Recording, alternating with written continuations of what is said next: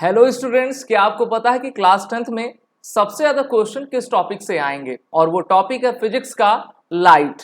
Light में आपके mainly reflection and refraction दो इंपॉर्टेंट फिनोमेनास हैं, जिससे related MCQ based question, assertion reason, long answer और न्यूमेरिकल्स पूछे जाते हैं। तो इसलिए ये चैप्टर काफी इंपॉर्टेंट है और हम आज के सेशन में वन टेक क्लास कवर कर रहे हैं, जहां पर लाइट को हम पूरी तरीके से कवर कर लेंगे। अगर आपने इस सेशन को शुरू से लेकर लास्ट तक देख लिया तो आप समझ लीजिए कि 100% आपके मार्क्स लाइट चैप्टर के क्वेश्चन से रिलेटेड पक्के रहेंगे। तो इसलिए सबसे पहले तो आप इस सेशन को अपने तरफ से लाइक शेयर कर दें और अब अपनी नोट्स लेकर रेडी हो जाइए, क्योंकि अब आपको नोट्स में सभी इंपॉर्टेंट पॉइंट्स को लिखना भी है। जैसा कि हम जानते हैं कि light is a form of energy that enables us to see the objects around us। बिना लाइट के हम ये इमेजिनेशन भी नहीं कर सकते हैं कि हमको कुछ दिखेगा।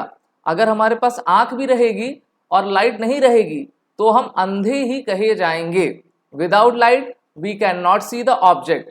दूसरा ये कि लाइट एक फॉर्म ऑफ एनर्जी है, ठीक है। अब जैसे मान लेते हैं सोलर पैनल्स होते हैं, जब उसमें सनरेज आपकी इंसिडेंट होती हैं तो वो चार्ज हो जाता है, यानी कि उसमें हीट है। अगर आप लाइट के पास किसी पेपर को ले जाएंगे तो वो बर्न हो जाएगा। इसका मतलब लाइट फॉर्म ऑफ एनर्जी है और विदाउट एनर्जी पूरे वर्ल्ड, पूरे यूनिवर्स में कोई भी पार्टिकल एक जगह से दूसरी जगह मूवमेंट नहीं कर सकता, वो हमेशा स्टेशनरी बना रहेगा। तो इसलिए एनर्जी इंपॉर्टेंट है और लाइट भी इंपॉर्टेंट है।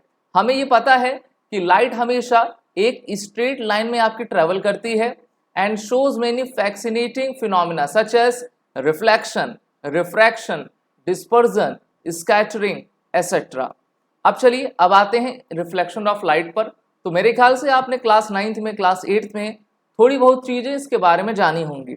मान लेते हैं आप किसी प्लेन सरफेस को लेते हो और इस प्लेन सरफेस पे लाइट को इंसिडेंट करवाते हो, ठीक है। लाइट के रेज इस पर आपकी स्ट्रेट लाइन पर पड़ते हैं और कोई ना कोई वो एंगल तो ज़रूर बनाएंगे, 20, 30, 45, 90 डिग्री एंगल बनाएंगे। और जिस मीडियम में उस सरफेस को पढ़कर जो है बाउंस बैक हो जाएंगे तो उसी को रिफ्लेक्शन ऑफ लाइट कह देंगे। So simple. अब इनके डेली लाइफ एग्जांपल्स क्या हम देखते हैं।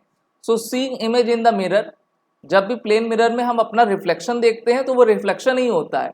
रिफ्लेक्शन फ्रॉम काम वाटर, मान लीजिए कोई स्थिर पानी है, जब आप उसके पास जाते हो तो अपनी परछाई उसमें देखते हो, तो वहां पे भी रिफ्लेक्शन ही काम करता है। Vehicle rear view mirror, reflection from shiny metals surfaces. इसके अलावा अब ये फिनोमिना अकर कैसे होता है। मान लेते हैं आपने किसी स्मूथ सरफेस को लिया, स्मूथ सरफेस को लेकर आप कह सकते हो कि मैंने मिरर ले लिया और उस पर आपने लेजर लाइट हो गई, टॉर्च हो गया, उससे लाइट को आपका इंसिडेंट करवाया। इंसिडेंट का मतलब होता है कि लाइट उस सरफेस पर आपका पड़ रही है, ठीक है, किसी ना किसी एंगल को लेकर। और ये मीडियम मान लेते हैं कि ये मीडियम एयर है, वैक्यूम है, तो लाइट जब इस सरफेस पर इंसिडेंट होगी, पड़ेगी, तो फिर ये बाउंस बैक होके वापस चली जाएगी, उसी मीडियम में चली जाएगी, ठीक है। तो यहाँ पर आई जो है हमेशा आर के आपका इक्वल रहेगा। तो उसमें हमको कुछ पॉइंट्स याद रखने हैं, जैसे कि इंसिडेंट रे, द रे of light falling on the reflecting surface, इसको हम एंगल आई भी कहते हैं, ठीक है, यानी कि जिस एंगल से ये इंसिडेंट हो रहा है। रिफ्लेक्टेड रे, द रे that bounces back from the surface, इसको हम स्मॉल आर, एंगल आर से डिनोट करेंगे। नॉर्मल क्या होता है, मान लीजिए यहाँ पर कुछ ना कुछ परपेंडिकुलर तो होगा ही ना 90 डिग्री का, तो इसको कैपिटल एन से हम डिनोट करेंगे। अभी हम रिफ्लेक्शन की बात कर रहे हैं। इसी में जैसा मैंने आपसे कहा एंगल ऑफ रिफ्लेक्शन और एंगल ऑफ इंसिडेंस दोनों आते हैं। जिस एंगल से लाइट आपकी फॉल हो रही है तो उसको हम क्या कहेंगे, एंगल ऑफ इंसिडेंस, और जिस एंगल से वो बाउंस बैक हो जा रही है उसको हम एंगल ऑफ रिफ्लेक्शन कहेंगे। अब इसके साथ अगर हम देखें, रिफ्लेक्शन की कुछ लॉ भी होता है जो बहुत ही इंपॉर्टेंट है, और जब भी आपके एग्जाम में लॉन्ग टाइप क्वेश्चन आए तो आपको इसी तरीके से लिखना है। और हाँ, जब भी आप लिखिए तो फिगर जरूर बनाइए। बहुत सारे बच्चे डेफिनेशन तो लिख देते हैं लेकिन फिगर बनाना वो भूल जाते हैं, जिससे कि आपको फुल मार्क्स नहीं मिल पाते हैं। So the principle when the light rays fall on the smooth surface, the angle of reflection is equal to the angle of incidence. यानी कि जो एंगल ऑफ इंसिडेंस है वो एंगल ऑफ रिफ्लेक्शन के बराबर होगा। आप कहेंगे सर कुछ न्यूमेरिकल वैल्यू में इसको बताइए। अब मान लेते हैं कि आपने एक सरफेस लिया, स्मूथ सरफेस है, उसमें जो इंसिडेंट आपकी लाइट हो रही है वो 40 डिग्री से हो रही है और बाउंस बैक भी जो वो 40 डिग्री पर हो रही है। तो यहाँ पर आप कहेंगे कि एंगल आई एंगल आर के इक्विवेलेंट है। Also the incident ray, the reflected ray and the normal to the surface all lie in the same plane. Same plane पर ही तीनों फिनोमेना होंगे, यानी कि इंसिडेंट भी होगा, बाउंस बैक भी होगा और जो नॉर्मल है उसी प्लेन पर आपके बनेंगे। जैसे मान लीजिए प्लेन आपका ये है, अब इस पर मैं लाइट को इंसिडेंट करवा रहा हूँ, ठीक है, और यहीं से वो निकल जा रही है और ये ऊपर परपेंडिकुलर आपका नॉर्मल बना हुआ है। तो ये तीनों ही चीजें एक ही प्लेन पर होंगी, यही लॉ ऑफ रिफ्लेक्शन कहता है। इसके अलावा अगर हम टाइप्स देखें, रिफ्लेक्शंस के टाइप्स क्या होते हैं, तो 2 टाइप्स होते हैं। एक आपका रेगुलर रिफ्लेक्शन होता है, एक इरेगुलर होता है, ठीक है। तो डिफ्यूजन भी इसको कहते हैं। अगर आपने स्मूथ सरफेस लिया है तो उसमें हमेशा रेगुलर रिफ्लेक्शन रहेगा। अब जैसे कि अगर आपने मिरर ले लिया, मिरर, अभी मैं किसकी बात कर रहा हूं, मिरर की, तो ये क्या है आपका रेगुलर रिफ्लेक्शन यहां पर आप देखने को देखेंगे। इसके साथ अगर आपने अनइवन सरफेस लिया, जैसे कि हो सकता है कि सड़क हो आपकी, कोई ऐसी जगह जहां पर स्मूथ सरफेस ना हो, तो उसको हम कहेंगे इरेगुलर, ठीक है। जब भी लाइट पड़ेंगी तो वो डिफरेंट डायरेक्शन में आपकी चली जाएंगी और हाँ स्ट्रेट लाइन में ही जाएंगी, लेकिन उनका डायरेक्शन डिफरेंट रहेगा और वहां पर एंगल आई एंगल आर के इक्विवेलेंट नहीं रहेगा। In the irregular reflection angle I is not equal to the angle R, that is incident will not be equal to the reflection. इस बात का ध्यान रखिएगा आप सभी। अब यहाँ पर आपसे डिफरेंस भी पूछ सकता है, अगर 1 मार्क्स में पूछे तो इस तरीके से आप टेबल फॉर्म में उसको समझा सकते हैं बता के। जैसे कि regular reflection, it occurs when all reflected rays from a given smooth surface are parallel to the parallel incident rays. Irregular इसका अपोजिट है, उसमें पैरेलल आपकी नहीं रहेंगी। This occurs from smooth surface like a mirror silver, और इसमें जैसे table हो गई, डोर हो गई, बुक हो गई, वुड हो गया ना, अनइवन सरफेस। इसके साथ regular reflection, the image is form and seen, image बनेगी भी, आप उसको देख भी पाओगे, लेकिन इसमें क्या होगा, it helps to see objects, no images और blurry images can be seen, ठीक है। आपको धुंधली इमेज दिखेगी, ठीक तरीके से बनी इमेज आपकी नहीं दिखेगी ना। और आपने जान लिया उसका रीजन क्या है, उसका रीजन यही है कि सरफेस आपका कैसा है, सरफेस के नेचर पे ही डिपेंड करेगा कि इमेज की फॉर्मेशन सही होगी या फिर नहीं होगी। अब एक क्वेश्चन की तरफ भी हम चलते हैं। So a ray of light is incident towards a plane mirror at an angle of 30, यानी कि यहाँ पर जो एंगल आई दिया है वो 30 डिग्री दिया है with the mirror surface, what will be the angle of reflection. अभी आपने लॉ ऑफ रिफ्लेक्शन को कवर किया, जिसमें आपने देखा कि angle I equal to angle R. Angle I we know, आप लिखोगे वी नो और सभी चीजें अच्छी तरीके से लिखिएगा। We know angle of incidence that is I is equal to 30, therefore R equal to angle of reflection equal to 30। बस आपका आंसर आ गया। तो अच्छे तरीके से डिफाइन करिए और वहां पे ये भी लिख दीजिए। अब यहाँ पे लिख दीजिएगा कि ये लॉ ऑफ रिफ्लेक्शन कहता है, इसीलिए हम इस चीज को आपका कर रहे हैं। और यहाँ पर आप फिगर भी उसका बना दीजिएगा, ठीक है। हो सके तो आप सभी, जैसे मान लीजिए यहाँ पर 30 डिग्री आपने कर दिया, यहाँ पर डैश डैश डैश करके यहाँ पर नॉर्मल खींच दिया और यहाँ से आपकी निकल गई, ये भी आपका 30 डिग्री है। यहाँ पे हमने आर कर दिया, यहाँ पर आपने इसको आई कर दिया। और लाइट ऐसे फॉलो हो रही है ना, तो एरो भी आप बना दीजिए, एरो फॉलो हो रहा है और यहाँ से जब रिफ्लेक्ट हो रही है तो वो लाइट आपकी बाहर जा रही है। तो बस कुछ इस तरीके से अगर आप करेंगे तो फुल मार्क्स आपको मिल जाएंगे। और हाँ, एक बात का ध्यान रखिएगा कि आपकी राइटिंग नीट एंड क्लीन होनी चाहिए आने वाले इस बोर्ड एग्जाम के लिए। और दूसरा, इस सेशन को लाइक और शेयर जरूर कर दीजिए। नेक्स्ट क्वेश्चन की तरफ चलेंगे। A light ray strikes a reflective plane surface at an angle of 54 degree. अब यहाँ पर आपको एंगल ऑफ इंसिडेंस 54 डिग्री दे दिया है। Calculate the angle of incidence. अरे भाई, अब देखिए आपको ये निकालना है, ठीक है। एंगल ऑफ इंसिडेंस निकालना है, दूसरा आपको एंगल ऑफ रिफ्लेक्शन निकालना है, थर्ड आपको calculate the angle made by the reflected ray and surface, चौथा calculate the angle made by the incident and reflected ray. तो देखिए इस फिनोमिना को करने के लिए सबसे पहले एक बार फिर से आपको लॉ ऑफ रिफ्लेक्शन के तरफ ही जाना पड़ेगा और वहां पे देखना पड़ेगा कि कैसे हम चीजों को कर सकते हैं। तो यहां पर हम देख पा रहे हैं कि एंगल विद द सरफेस, ठीक है, ये आपका 54 डिग्री है। नॉर्मल आप जानते हो वो परपेंडिकुलर होता है यानी कि 90 डिग्री का होता है। तो अगर आपको एंगल ऑफ इंसिडेंस को कैलकुलेट करना है तो आप क्या करेंगे, angle of incidence that is I equal to 90 minus 54 कर देंगे। ठीक है, यहां पर मैं लिख देता हूं आई इक्वल टू 90 माइनस 54 करेंगे तो कितना आ जाएगा, 36 डिग्री आपका आ जाएगा। अब जब आई आपका 36 डिग्री है और आपने यहाँ पर प्लेन सरफेस लिया है तो एंगल ऑफ रिफ्लेक्शन भी आपका कितना रहेगा, ये भी आपका 36 डिग्री रहेगा। यहाँ तक बात समझ में आई। तो इसलिए क्वेश्चंस को अगर आप अच्छे से पढ़ेंगे तो सभी आंसर को कर लेंगे।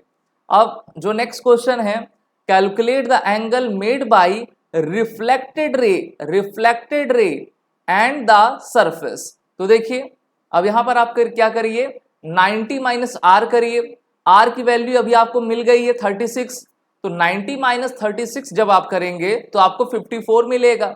ठीक है, तो 54 आपका थर्ड का आंसर आ गया। अब फोर्थ का आंसर क्या है, calculate the angle made by the incident and reflected रे, यानी कि दोनों को सम करना है, दोनों को आपको क्या करना है, सम करना है। इसका आंसर आपका 54 आ गया। दोनों को सम करना यानी कि एक तरीके से आप कर लीजिए 36 प्लस 36 इक्वल टू 72 डिग्री। कितने आसानी से आपने इस टाइप के क्वेश्चन को कर लिया और ये क्वेश्चन जरूर पूछा जाता है। ठीक है, वैल्यूज चेंज हो सकती हैं लेकिन जो आपका पूरा फॉर्मूला है, कॉन्सेप्ट है, वो सेम रहेगा। अब चलिए अब आते हैं सबसे इंपॉर्टेंट फिनोमिना की तरफ जिसको हम कहते हैं TIR, that is the total internal reflection. आसानी से आप इसको समझ सकते हो और मैं पूरी कोशिश करूंगा कि मैं आपको इसको समझा सकूं। So when light passes from a denser medium to a lighter medium, that is जब भी लाइट एक डेंस मीडियम से एक रेयर मीडियम में जाती है, so at an angle more than critical angle required for refraction, then the light is reflected back into the denser medium. This phenomena is called the total internal reflection. अब जैसे मान लो कि आप तेजी से दौड़ रहे हो, ठीक है, और मैंने आगे क्या कर दिया, एक काफी मोटी सी जो है हम कह सकते हैं कि दफ्ती मैंने रख दी या फिर कुछ ऐसा प्लास्टिक रख दिया जिस पर आप टकरा के फिर से घूम के जिस डायरेक्शन से आ रहे थे उसी डायरेक्शन में आप पीछे लौटने लगोगे ना, तो आपका इंटरनल रिफ्लेक्शन इसमें हो गया, इंटरनल रिफ्लेक्शन हो गया। तो इसी चीज को हम जानेंगे। अब सबसे पहले आप ये देखिए, तो ये आपका N1 है, ये मीडियम N1 है, ये आपका ये N2 है ना। अब यहां पर इन्होंने जो है वाटर ले लिया, ऊपर आपका एयर ले लिया, तो ये जो वाटर रहेगा वो एयर के सापेक्ष, एयर के तुलना में जो है वो क्या रहेगा, डेंसर रहेगा। और ये क्या है, रेयरर आपका मीडियम है, रेयर मीडियम या फिर रेयर मीडियम। ठीक है, तो जैसे आपने इंसिडेंट रे करवाई तो यहां पर तो ये रिफ्लेक्ट हो गया, ठीक है, यहां पर रिफ्लेक्ट हो गया। अब क्रिटिकल एंगल में जैसे ही नॉर्मल पर पड़ता है तो यहां से जब ये घूम जाता है तो 90 डिग्री पर इसको क्रिटिकल एंगल कहेंगे। टोटल इंटरनल रिफ्लेक्शन में ये होगा कि ये जो आपका लाइट रेज थी जैसे ही नॉर्मल के पॉइंट पर पड़ती है तो ये बजाय आपके सेकंड मीडियम में जाने को ये उसी मीडियम में वापस हो जाती है। ये कुछ ऐसा ही जैसे आपने रिफ्लेक्शन ऑफ लाइट देखा था। रिफ्लेक्शन ऑफ लाइट मेनली आपकी एयर के सरफेस पे होती थी, जहां पर एक मीडियम से जाके दूसरे मीडियम में वो मतलब उसी मीडियम में वापस हो जा रहा था। तो उसी तरीके से आप उसको रिवर्स कर दो और यहां पर आप डेंसर मीडियम ले लो। यहां पर मेनली हमने एयर को लिया था और यहां पर आप क्या कर लो, यहां पर आप वाटर को ले लो। तो θ1 θ2 आपका हो गया और यहीं पर वो क्या कर लिया, उसने इंटरनली वो रिफ्लेक्ट हो गई, वो बाहर गई नहीं, वो सेकंड मीडियम में गई नहीं। और आपको जब लिखना होगा तो आप यही लिखोगे, when light passes from a denser medium to a lighter medium at an angle more than critical angle, critical angle से अगर उसका एंगल ज्यादा है, required for refraction, then the light is reflected back into the denser medium, इसी को हम TIR total internal reflection कहते हैं। अब चलिए जानते हैं कि जो चीजें आपकी रिफ्लेक्ट होती हैं उनका हम डेली लाइफ में यूज कैसे करते हैं। तो यहां पर आपके कुछ इंपॉर्टेंट पॉइंट्स दिए गए हैं, जैसे कि first, reflection is use in periscopes to view advancing enemies on the battlefield from a safe position. अब जैसे आप जो है सबमरीन में हैं, सबमरीन में आपने देखा होगा पेरिस्कोप आपका होता है, उससे आप देख पाते हो, तो वहां पर लॉ ऑफ रिफ्लेक्शन काम करता है। दूसरा, reflection is the reason why we see object, reflection से ही हम किसी ऑब्जेक्ट को देख पाते हैं। Reflection by a concave mirror, अब जैसे मान लीजिए ये आपका कॉनकेव मिरर है, ठीक है, by a concave mirror and a convex mirror has many uses. Okay, reflection help in medical diagnosis and optical communication. दूसरा, बहुत सारे बच्चे ये भी नहीं जानते हैं कि क्या लाइट और साउंड जो है दोनों ही रिफ्लेक्शन को फॉलो करते हैं कि नहीं करते हैं। जी हाँ, दोनों ही जो है रिफ्लेक्शन को फॉलो करते हैं। ठीक है, कैसे करते हैं? आपने इको ऑफ साउंड सुना होगा। इको ऑफ साउंड के लिए आपको 17 मीटर की डिस्टेंस चाहिए। अगर आप यहाँ पर खड़े हैं और कोई मान लीजिए वॉल है और वो 17 मीटर के डिस्टेंस पर है, अगर आप कुछ बोलेंगे तो वो जो साउंड है उस पर फॉल होकर टकराकर आपके पास आ जाएगी। तो इसको मेनली हम इको कहते हैं, जिसको हिंदी में प्रतिध्वनि कहा करते हैं। अब जैसे मान लेते हैं कोई खाली सरफेस है और कभी आप खूब तेजी से चिल्लाते हो, जैसे आप मान लीजिए टनल के अंदर चले गए, आपने ताली बजाई, चिल्लाया, तो दो आवाज आपको सुनाई देती हैं ना, एक तो आपकी हेलो, और फिर जब वो रिफ्लेक्ट होकर आएंगी तो उसको हम क्या कहेंगे, मतलब कहेंगे डबल ये साउंड है, तो वहां पे भी रिफ्लेक्शन काम होगा। So reflection is the reason why we hear the echo of sound. Using the law of reflection for sound and light, we can measure the distance accurately to objects. और reflection का use जो है किसी भी object के distance को पता लगा पाने में रहा करता है। तो ये सभी पॉइंट्स आपको पता होने चाहिए, तभी आपको अच्छे मार्क्स मिल पाएंगे। अब जब भी हम लाइट पढ़ते हैं तो लाइट में मिरर भी आएगा, लेंस भी आएगा। तो चलिए हम दोनों को कवर करेंगे। सबसे पहले हम जानेंगे व्हाट इज स्फेरिकल मिरर्स। तो इनके आपके टू टाइप्स होते हैं, जिनमें कॉनकेव होता है और आपका कॉन्वेक्स होता है। कॉनकेव क्या होता है? Reflecting surface inward curves inward, जिनका कर्व आपका इनवर्ड रहेगा और जिनका कर्व आपका आउटवर्ड रहेगा, बल्जेस रहेंगे, उसको कॉन्वेक्स कहेंगे। आप कहेंगे सर और अच्छे तरीके से बताइए। तो देखिए कॉनकेव मिरर आपका ये है, कॉन्वेक्स आपका ये है। ठीक है, कॉनकेव में लाइट इस तरफ से आएंगी, इस डायरेक्शन से आपकी आएंगी, ठीक है, और कॉन्वेक्स में जो है लाइट जो है इस डायरेक्शन से आएंगे। इस बात का ध्यान आप सभी जरूर रखिएगा। ठीक है, ये तो प्लेन मिरर आपका ही है, हम सभी जानते हैं। अब यहाँ पर इसके कुछ इंपॉर्टेंट पॉइंटर्स भी हैं, या फिर आप कह सकते हो कि कुछ टर्म्स एंड टर्मिनोलॉजीज भी हैं जिसको आपको देखना है। अब यहाँ पर सर्कल बना हुआ है, सर्कल का जो सेंटर होता है उसको हम सेंटर ऑफ कर्वेचर कहते हैं। क्या कहते हैं? सेंटर ऑफ कर्वेचर कहते हैं। उसी सर्कल का जो डायमीटर होता है उसको हम प्रिंसिपल एक्सिस कहते हैं। क्या कहते हैं? प्रिंसिपल एक्सिस कहते हैं। अब मान लेते हैं जो आपका शेडेड रीजन है, अब शेडेड रीजन यहां से लेकर यहां तक है, ठीक है, तो आप एक तरीके से इसको कह सकते हो कि इससे हम ये पता लगा पाएंगे कि वो सरफेस कॉनकेव है कि आपका कॉन्वेक्स है, क्योंकि वो आउटवर्ड और इनवर्ड होता है, उससे आप आसानी से पता लगा पाएंगे। ठीक है, चलिए इसमें फोकल लेंथ भी होगा, फोकस भी होगा ना, उसको भी हम अभी जानेंगे। तो यहाँ पर आप सभी कॉन्वेक्स मिरर को देख पा रहे हैं, यहाँ पर आप कॉनकेव मिरर को देख पा रहे हैं ना। तो ये आपका अपर्चर है, इसके साथ रेडियस ऑफ कर्वेचर, यानी कि सेंटर ऑफ कर्वेचर से लेकर जो पोल तक की डिस्टेंस है उसको हम किससे डिनोट करते हैं? रेडियस ऑफ कर्वेचर से आपका डिनोट किया करते हैं। ठीक है, ये आपका प्रिंसिपल एक्सिस हो गई। एक तरीके से जो डायमीटर हुआ वो प्रिंसिपल एक्सिस आपका कहलाती है, और ये तो अपर्चर आप देख ही रहे हैं। इसके अलावा यहाँ पर आप देख लीजिए, ये कॉनकेव मिरर का एग्जाम्पल है। लाइट आपकी इस तरीके से यहाँ पर इंसिडेंट होगी, फोकल लेंथ आपका ये है, तो यहाँ से लेकर जो फोकस तक की डिस्टेंस होगी उसको फोकल लेंथ कहेंगे। कैपिटल एफ से इसको हम डिनोट कर देंगे इस लेंथ को। सेंटर ऑफ कर्वेचर आपका यहाँ पर हाई है, ठीक है, और प्रिंसिपल एक्सिस आप इसको देख पा रहे हैं। अब चलिए कॉनकेव को हम जानते हैं कि कॉनकेव किस तरीके से बिहेव करता है, और जब लाइट डिफरेंट डिफरेंट डायरेक्शन से इस पर फॉल होती हैं, तो हमको इमेजेस कैसे मिलेंगी? The first one is the ray parallel to the principal axis. ये जैसे रे है, जैसे ये वाली रे आपकी आ रही है ना, ये प्रिंसिपल एक्सिस है, ये वाला ये आपका प्रिंसिपल एक्सिस है, इसके पैरेलल चल रही है, इसके आपकी ये पैरेलल चल रही है। और जैसे ही ये ठीक है रिफ्लेक्ट इस पर होगी, इस पर जैसे ही ये पड़ेगी तो ये फोकस से आपकी निकल जाएगी, फोकस से ही आपकी निकल जाएगी। Will pass through the principal focus of a concave mirror. पहला क्वेश्चन आपका यहां से बन जाएगा ना, तो इसको आप देख लीजिए।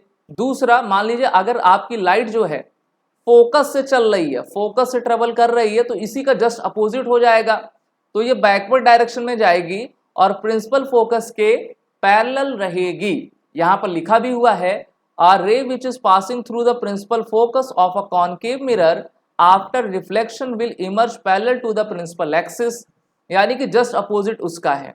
नेक्स्ट आपका क्या है, अगर आपने लाइट को इंसिडेंट करवाया है कहां से, रेडियस ऑफ कर्वेचर से, ठीक है, तो वो इस पर जब फॉल होगी तो उसी डायरेक्शन से आपकी ये निकल जाएगी।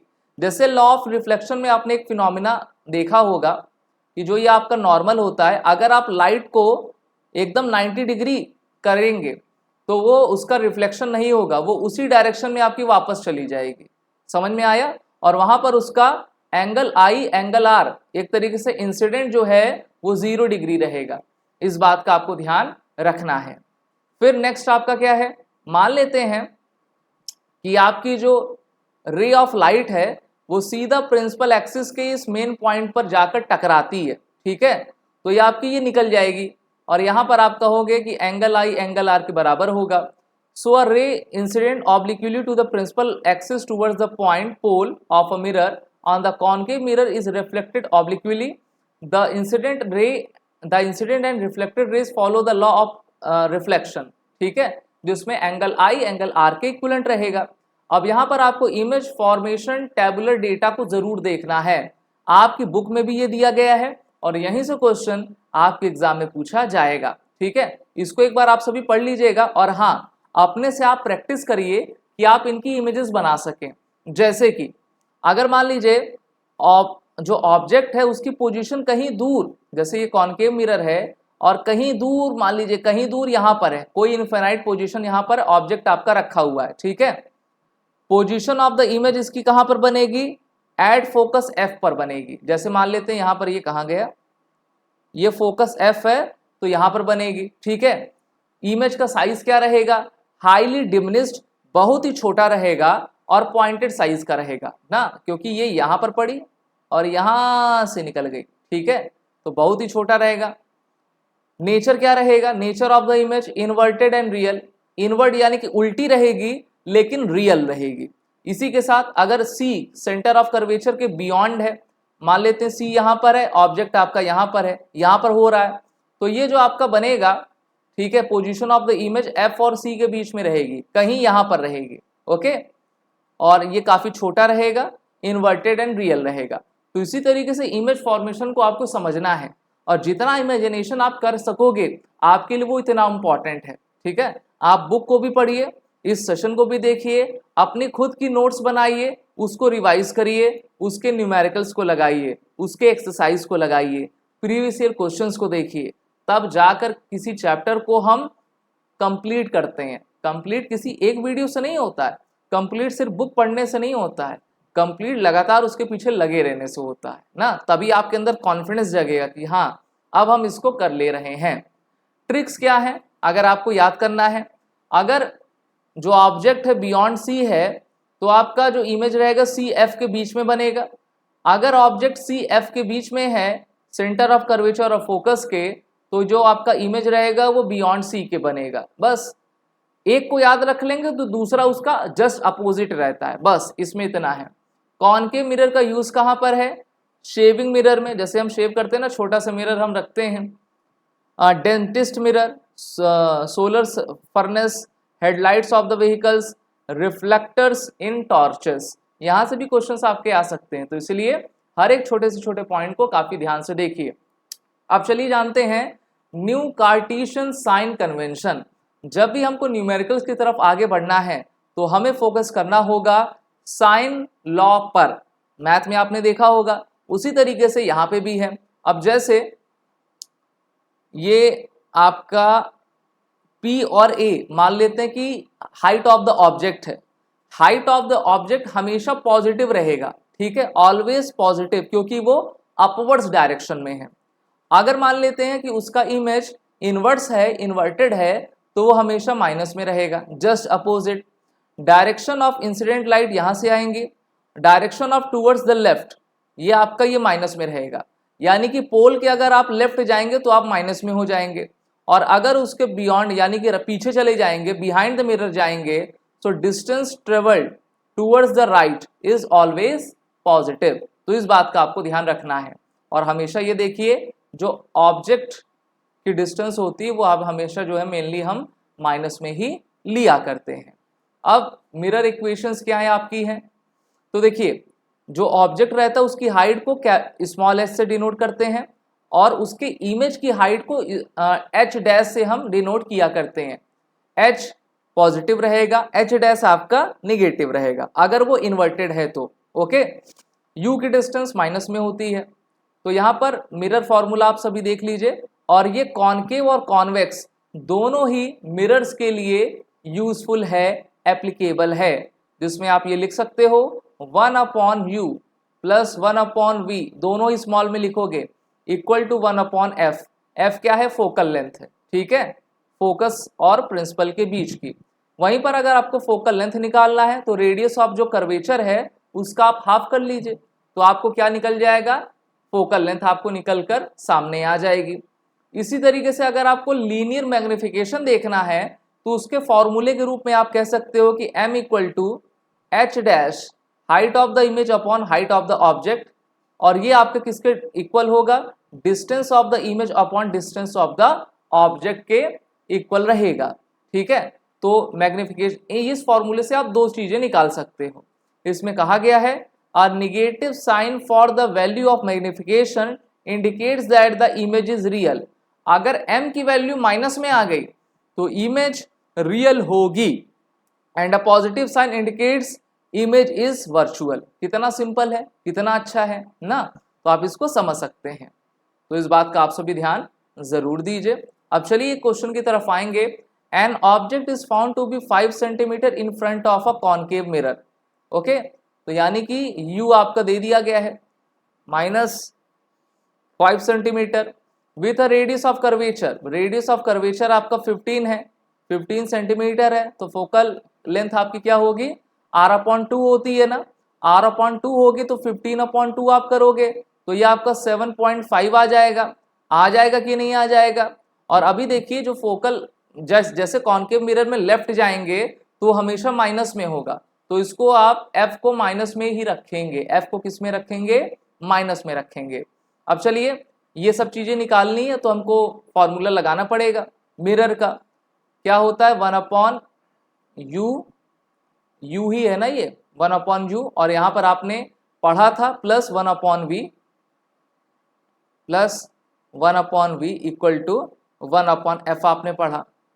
u की जगह आप क्या करोगे, -5 रखोगे, v की जगह, v को तो निकालना है हमें, v की जगह v, 1/f की जगह अब ये रख लोगे।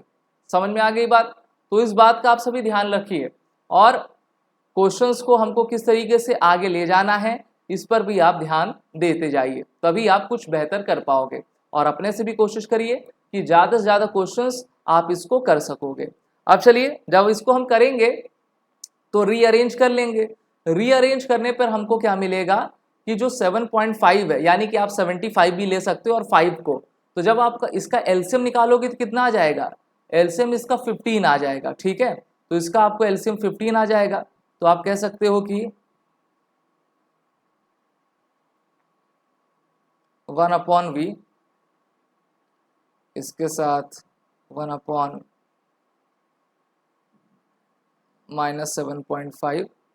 -1/5, ठीक है।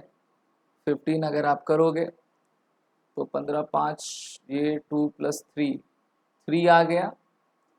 3 इसको जैसे हम सॉल्व करेंगे तो हमारे पास जो है 2/15 -2/15 प्लस 3/15 आएगा, यानी कि -2 + 3 -2 + 3 1 आया, तो 1/15 आ गया, 1/15 आ गया। 1/15 जब आ गया, 1/15 जब आ गया तो इसको आप लिख सकते हो कि v distance of the image is 15 centimetre. तो v तो आपको निकल में आ गया, और आपको ये भी मिला कि v की जो वैल्यू आपकी आई है वो एक तरीके से पॉजिटिव आ गई है, ठीक है। So the positive sign indicates the image is form 15 centimetre behind the mirror. Mirror के पीछे बनेगा। मैंने आपसे कहा था ना कि अगर वो राइट हैंड साइड जा रहा है तो पॉजिटिव रहेगा, अगर यही मान लीजिए v माइनस होता तो हम समझ लेते कि आपकी इस तरफ लेफ्ट हैंड साइड आपका बनता। अब मैग्निफिकेशन आपको निकालना है, तो मैग्निफिकेशन निकालने के लिए m = -v/u करेंगे, ठीक है। m = -v/u करेंगे। -v की वैल्यू 15 है, u की वैल्यू -5 थी, माइनस से माइनस आपका कट गया तो 3 आ गया। और 3 किससे है? ग्रेटर है ना आपका, ये ग्रेटर है, निगेटिव तो है नहीं। और आपने यहीं पर पढ़ा था और negative sign for the value magnification indicates that the image is real, और अगर पॉजिटिव साइन आती तो ये वर्चुअल रहेगा। तो आप कहेंगे कि सर ये तो जो इमेज आ रही है मैग्निफिकेशन का वो एक तरीके से वर्चुअल रहेगी, आपने ये भी बता दिया। तो आपने इस तरीके से मैग्निफिकेशन बता दिया, आपने इमेज ऑफ द ऑब्जेक्ट भी बता दिया, ठीक है। अच्छा, नेचर ऑफ द इमेज अगर आपसे पूछ ले तो आप कैसे बताओगे कि ये वर्चुअल है और इरेक्ट है, सीधी खड़ी है और वर्चुअल है और मैग्नीफाइड है, m इज ग्रेटर देन 1 है, यानी कि image is larger than the object, ठीक है। अगर m की वैल्यू 1 से ज़्यादा आ जाती है तो इमेज ऑब्जेक्ट से लार्जर आपकी होती है। तो इस क्वेश्चन को आपने आसानी से यहाँ पर बता लिया है। अब चलिए, कॉनकेव तो हमारा हो गया, अब कॉन्वेक्स की तरफ आगे बढ़ते हैं। अब यहाँ पर क्या चीज़ें आपकी कही जा रही हैं। So image formation by convex mirror, object position, image position, nature, size. अगर आपकी ऑब्जेक्ट कहीं भी हो, ठीक है, तो इमेज हमेशा पोल और फोकस के बीच में बनेगा, नेचर इसका हमेशा वर्चुअल रहेगा और वर्चुअल और इरेक्ट रहेगा, और साइज इसकी बड़ी छोटी रहेगी, यानी कि डिमिनिश्ड रहेगी। बस आपको इतना ही याद करना है और कुछ नहीं करना है। कहाँ पर इसका हम यूज करेंगे? रियर व्यू मिरर्स में करेंगे, सिक्योरिटी मिरर में करेंगे, शॉप्स में, रोड सेफ्टी मिरर्स में करेंगे। Why convex mirror are use in vehicles? क्योंकि हमको वाइडर व्यू मिल सके। Always forms erect image, forms diminished image, ठीक है। यानी कि एक लार्जर व्यू को उस स्मॉल मिरर में वो ले सकता है और वो हमेशा इरेक्ट बनाएगा, डिमिनिश्ड बनाएगा, यानी कि काफी छोटा बनाएगा। इसीलिए हम रियर व्यू मिरर का में जो है आपका कॉन्वेक्स मिरर आपका यूज होता है। साइन कन्वेंशन फॉर मिरर्स, इसको देख लीजिए। डिस्टेंस मेजर्ड फ्रॉम पोल, हमेशा ये जो आपका पोल है ये P वाला, यहीं से हम डिस्टेंस देखेंगे। अगर इस तरफ गया निगेटिव है, अगर इस तरफ गया तो पॉजिटिव है। हाइट ऑफ द ऑब्जेक्ट हमेशा पॉजिटिव लेंगे, हाइट ऑफ द ऑब्जेक्ट को H से डिनोट करेंगे। बहुत जगह HO लिखा रहता है, हाइट ऑफ द ऑब्जेक्ट, ठीक है, upon height of the image, ये भी आप देख लीजिए HI। Height of the object plus में होता है, हाइट ऑफ द इमेज आपका माइनस में होता है, अगर वो इन्वर्ट है तो। अगर वो इन्वर्ट है तो, इन्वर्ट नहीं है तो नहीं है, नहीं है तो नहीं है। तो ये चीज आप देखते रहिए। इसी के साथ रिफ्लेक्शन हमारा कवर होता है। अब हम आगे बढ़ते हैं रिफ्रैक्शन की तरफ। जी हाँ, रिफ्रैक्शन की तरफ। रिफ्रैक्शन में दो मीडियम का होना जरूरी है। अगर सिर्फ एक मीडियम है तब रिफ्लेक्शन होगा, अगर दो मीडियम है तब वहां पर रिफ्रैक्शन आपका होगा। तो आप डिफाइन कर सकते हो कि refraction is the bending of light when it passes from one medium to another. जैसे कि इसे रेयर से डेंसर जाए या फिर डेंसर से रेयर जाए, तभी यहां पर आपका रिफ्रैक्शन होगा, यानी कि दो मीडियम का होना जरूरी है। Why does refraction occur? So light slows down in denser medium, light bends towards normal, ठीक है। तो यहां पर आपकी दो चीजें होती हैं। अभी इसको मैं आपको समझाऊंगा। एग्जाम्पल्स क्या हैं जो हम अभी अपने डेली लाइफ में आसपास के चीजों में देखते हैं। सबसे पहला, pencil appears bent in water. अब मान लो आपने एक बीकर ले लिया, यहां पर आपने क्या कर दिया, वाटर में पानी, वो पेंसिल डाल दी। तो पेंसिल जैसे आप ऐसे डालोगे, ठीक है, तो कुछ वो ऐसी दिखती है ना। अपने ओरिजिनल पोजीशन से हटी रहती है, तो ये रिफ्रैक्शन का कारण है। क्यों है? क्योंकि ये एक मीडियम यहाँ पर एयर है, दूसरा मीडियम यहाँ पर आपका वाटर है, तो वो क्या हो गई? बेंट हो गई। दूसरा, पूल अपीयर्स शैलो। जैसे पूल होता है, स्विमिंग पूल होता है, कभी आप लगता है ना, अरे इसमें तो गहराई नहीं है, कोई भी इसमें आपकी डेप्थ नहीं है, लेकिन जब आप अंदर जाते हो कहते हो अरे बाप रे ना, ये तो 10 मीटर 15 मीटर ज़्यादा गहरा है। तो ये चीज़ है। ट्विंकलिंग ऑफ स्टार, ये भी रिफ्रैक्शन के कारण होता है। Mirage in desert, formation of rainbow, ये है। अब चलिए रूल्स क्या हैं। अगर लाइट रेयर से डेंसर मीडियम में जाएगी तो लाइट आपकी बेंड होगी टूवर्ड्स नॉर्मल। ठीक है, आप कहेंगे सर कैसे? अभी मैं बताऊंगा। जैसे कि ये मान लेते हैं ये आपका नॉर्मल है, ये एन डैश कह लेंगे ना, यहाँ पर आपकी लाइट इंसिडेंट हो रही है, थोड़ा टेढ़ा बन गया है, आप समझ लीजिए। ठीक है, ये आपका लाइट इंसिडेंट हुई और ये रेयर मीडियम है, मान लेते हैं ये रेयर मीडियम है, ये डेंसर मीडियम है, ये एयर है, ये वाटर है। तो लाइट जैसे ही इंसिडेंट होगी, जब दूसरे मीडियम में जाएगी तो ये light bends toward normal, normal के टूवर्ड्स आपकी जो ये बेंट हो जाएगी, ऐसा हो जाएगा। अगर यही उल्टा हो जाता है, अगर लाइट आपकी इधर से आती है, ठीक है, और रेयर मीडियम में जाएगी तो ये अवे हट जाएगी, दूर आपकी ये हट जाएगी। तो इस बात को हमको समझना है।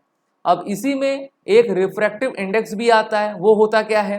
So refractive index is of a medium is the ratio of speed light in a vacuum to speed of light in medium, जिसको हम मेनली C/V के फॉर्म में बताते हैं। ठीक है, C क्या है? स्पीड ऑफ लाइट है। क्या है? स्पीड ऑफ लाइट है। तो यहाँ पर आप कहेंगे C speed of light in vacuum है और V क्या है? Speed of light in medium है।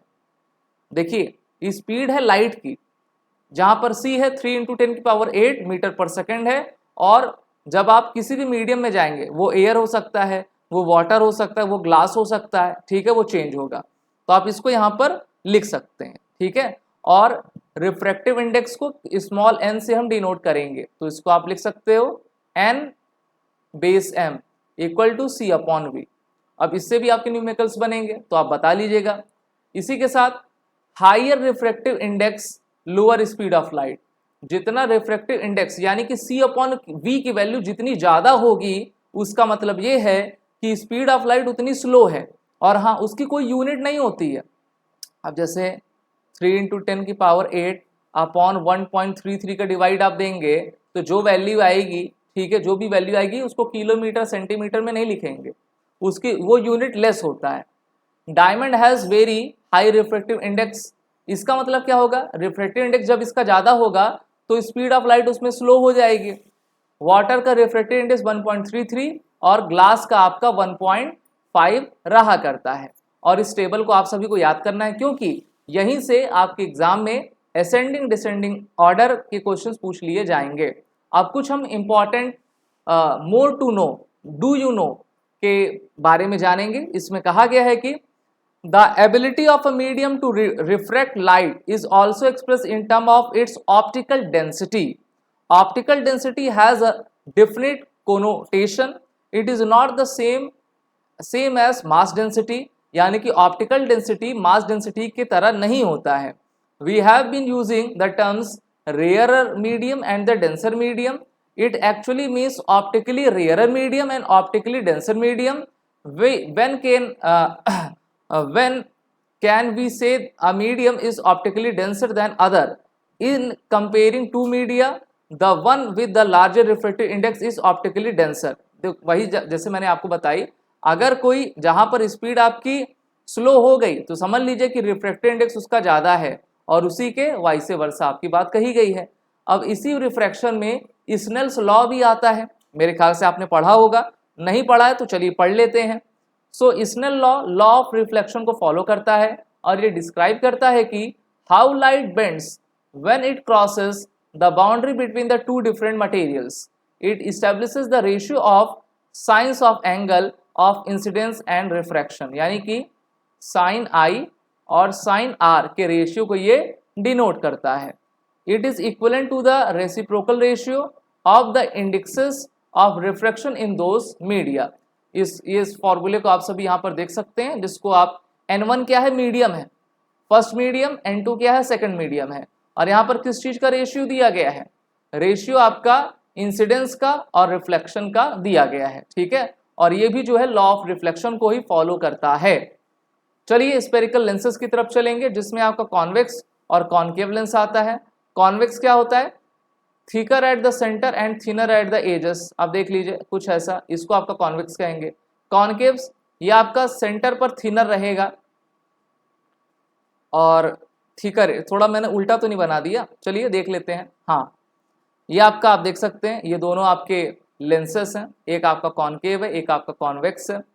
कॉन्वेक्स का रूल देख लेते हैं, parallel ray passes through focus, रे थ्रू फोकस बिकम्स पैरेलल, रे through optical centre goes undeviated. तो तीन है आपके, अगर parallel ray passes through focus, पहली बात, जैसे मैंने कॉनकेव में भी आपको बताया था, अगर ये पैरेलल जा रही है तो ये फोकस से निकलकर चली जाएंगी।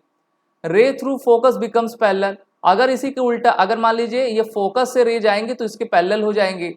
और थर्ड में कहा है रे थ्रू ऑप्टिकल सेंटर गोस अनडिविएटेड, अगर सेंटर से जा रही है तो वो अनडिविएटेड आपकी रहेंगी।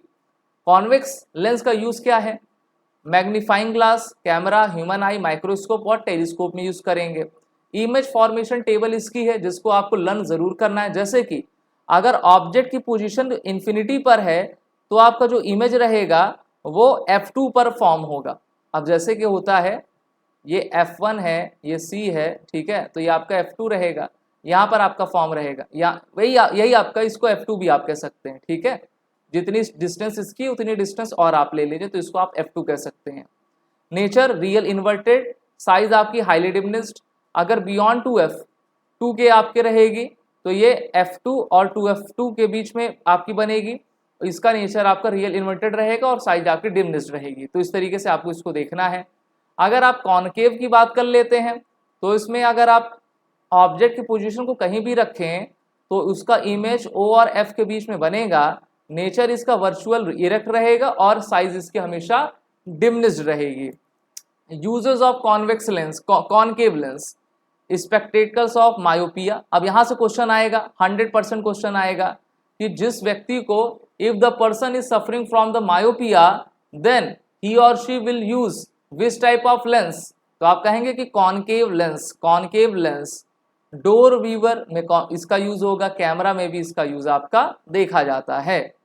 साइन कन्वेंशन फॉर लेंस, तो देखिए लेंस का फॉर्मूला FU+V, ठीक है, उसमें माइनस चल रहा था, इसमें आपका पॉजिटिव चल रहा है, तो ये आपका लेंस फॉर्मूला है, जहाँ पर स्मॉल f फोकल लेंथ है, U ऑब्जेक्ट डिस्टेंस है, V आपका इमेज डिस्टेंस है। इसको आप देखिए, रूल क्या है, distance measure from optical centre, right side positive, left side negative, upwards positive, inward आपका निगेटिव रहता है।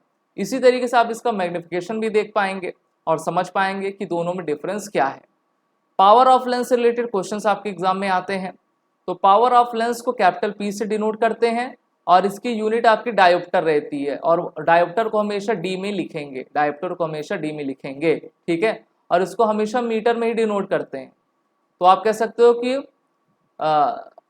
P = 1/f, ठीक है, जो फोकल लेंथ है उसका इनवर्स जो है inversely proportional to the power of lens, इस बात का ध्यान रखिए। अगर डिस्टेंस है, पॉजिटिव वैल्यू रियल पे रहेगी, नेगेटिव वैल्यू वर्चुअल। अगर आपने इमेज है, इमेज आपकी रियल है तो जो है ये आपकी वर्चुअल रहेगी। F अगर कॉन्वेक्स लेंस है तो ये आपका कॉन्वेक्स, ठीक है, आपने देख लिया इनके बारे में। और हाँ, यहीं से आपका ये चैप्टर पूरी तरीके से कंप्लीट होता है। हम चाहेंगे कि क्लास 10 के उड़ान एलीट बैच में आप सभी इनरोल होइए और हमारे ईमेल आईडी divyanshu pandey000@gmail.com पर आप सभी मैसेज करके कोर्स की इन्फॉर्मेशन ले लें, इनरोल हो जाएं और बोर्ड एग्जाम क्लासेस के इस सेशन को अपने तरफ से लाइक शेयर सब्सक्राइब जरूर करें। Wish you all the best.